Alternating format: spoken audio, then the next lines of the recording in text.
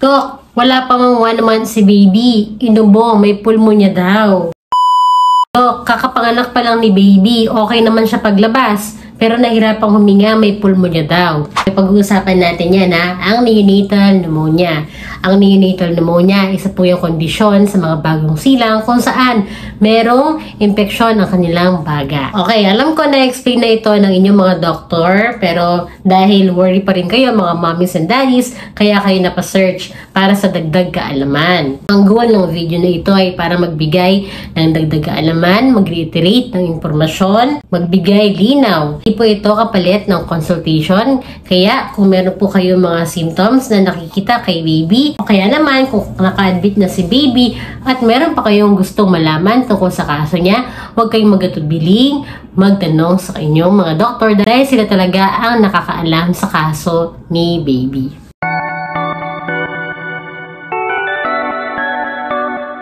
Nabigay na natin ang kahulugan ng neonatal pneumonia. Ang neonatal pneumonia ay katulad din ng pulmonya sa mga toddler, sa mga bata, at sa mga matatanda. Infection po yan sa baga. Ang kaibahan lang, yung age po.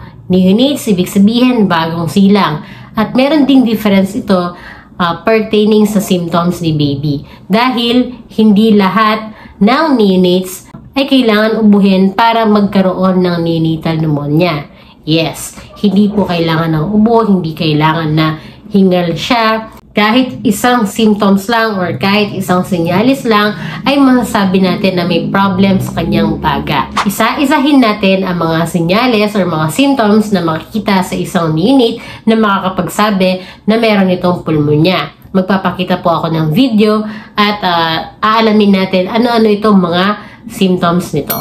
Alar flaring. Yun po yung paglaki ng butas ng ilong ni baby. Ginagawa niya yan dahil kailangan niya ng mas mataas na oxygen. Defense mechanism niya po yan dahil nga nagkukulangan siya ng hangin sa kanyang katawan. Pag may alar flaring si baby, admit po agad dapat yan dahil kailangan siyang ma-monitor sa hospital, mabigyan ng gamot, at maagapan. Number 2, ang grunting. Yung grunting, yun po yung maingay na paghinga ni baby. Or parang umiiyak. Or parang, parang umiiyak na hindi mo mawari.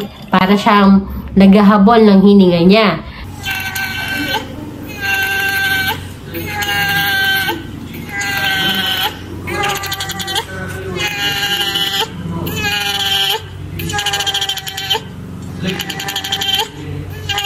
Ginagawa niya po yan dahil kailangan ma-preserve niya yung hangin na nasa loob ng kanyang baga.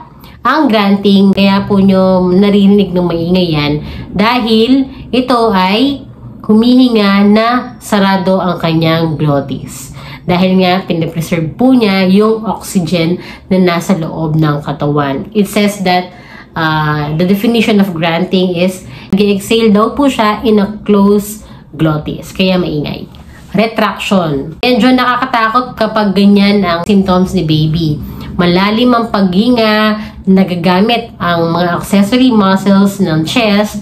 Kaya kapag sinabi natin may retraction ng bata at naobserbahan na tumatagal ito, kailangan talagang ma-admit si baby dahil isa din yan na nagpapakita na mayroon siyang pulmonya.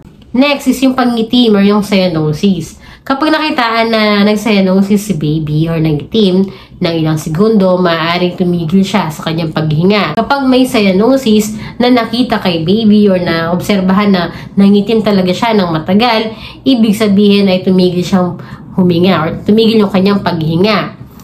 Pwedeng may pulmonya siya, pwedeng nilamig siya, pwedeng may infection din siya sa dugo, pwedeng meron siyang respiratory distress syndrome, pero common ito sa mga premature dahil immature pa ang kanilang baga. Kaya naman kapag yung term baby or yung sakto siya sa buwan ay nakitaan siya ng pangitim, dali-dali po nating ina-admit yan para maobserbahan, ma-x-ray, mabigyan ng swero at mabigyan ng antibiotics. Lagnat. Ang lagnat sa isang bagong silang ay 37.6 and above. Pag po talaga nilalagnat yan kahit naligo na siya, pinatest ang dugo at pina-x-ray at nakitaan na may pulmonya, a-admitin po talaga si baby kahit nilalagnat yan. pwede talagang meron siyang infection sa dugo or pwedeng pulmonya din. Kahit wala po siyang ubo, hingal, granting, cyanosis, or alar flaring. So, bakit naman merong pulmonya agad ng bagong silang? Hindi naman siya na-expose sa labas. Nasa sinapupunan pa lang siya ni mommy or nasa bahay naman siya. Para sa mga bagong silang sa hospital, saan niya galing? Wala nang iba kundi sa sinapupunan ni mommy. The most common cause of neonatal pneumonia is E. coli and Group B Streptococcus. Ito po ay bakterya kung saan magkukos talaga ng pulmonya, pwede rin sepsis or infection sa dugo, si baby. Nakuha po niya yan habang dinideliver siya sa vaginal canal o kaya naman, nasa loob pa lang ay meron na siyang infection. If 2 weeks later na yung baby, kapag 2 to 4 weeks old na si baby at nakitaan na meron nga siyang neonatal pneumonia, maaari naman community acquired yun. So, pwedeng sa bahay na niya nakuha o kaya naman nahawa siya sa may taong mayroong pulmonya. Kaya diba, sabi natin, huwag munang ikikis.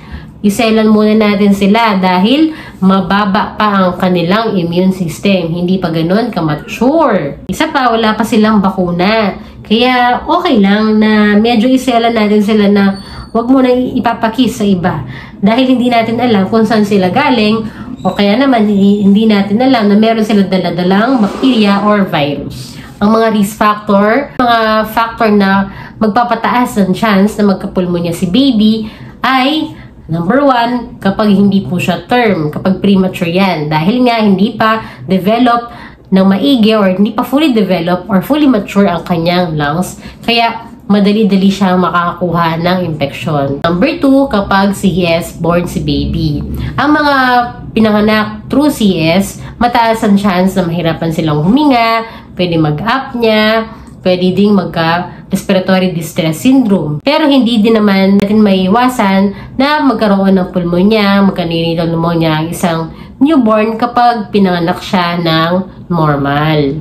Treatment, walang iba kundi ma-admit si baby dahil bibigyan po siya ng antibiotics. Hindi po tayo pwedeng magbigay ng oral syrup at pauwiin siya. Okay? Complication. Ang komplikasyon ng pulmonya, kapag malala, ito yung mga natubuan ha, pwede kasing mabawasan ng oxygen sa ulo si baby. So, yung mga cerebral palsy, pwedeng developmental delay, pero especially cerebral palsy. Yun ay kung talagang matagal siya sa ICU, o matagal siya naka-oxygen, matagal siyang nahirapang huminga. Pero maganda po ang outcome ng neonatal pneumonia. Ang prognosis niya ay maganda din dahil gumagaling naman ang mga baby at mabubuhay naman siya ng normal. Kaya sa mga naka-admit po, kung resolving na ang kaso ni baby, wala na siyang oxygen, nagpapagaling at nauumpleto na lang ng antibiotics, huwag na po kayo mag-alala dahil gagaling at gagaling si baby. Kapag umuwi na si baby, kumpletuhin niyo po ang kanyang bakuna. Mag-follow up kayo lagi sa doktor, maganda na may well baby check-up siya. Para naman sa mga naka-admit sa hospital, na naka-ICU, naka-oxygen, at lalo na sa mga nakatubo, mag-pray lang po tayo na gagaling at gagaling si baby. Ipag-pray din po natin ang mga humahawak na doctor sa kanya at mga nurses para tayo lahat ay maging kaakibat sa paggaling ni baby. Yun lamang. Thank you po.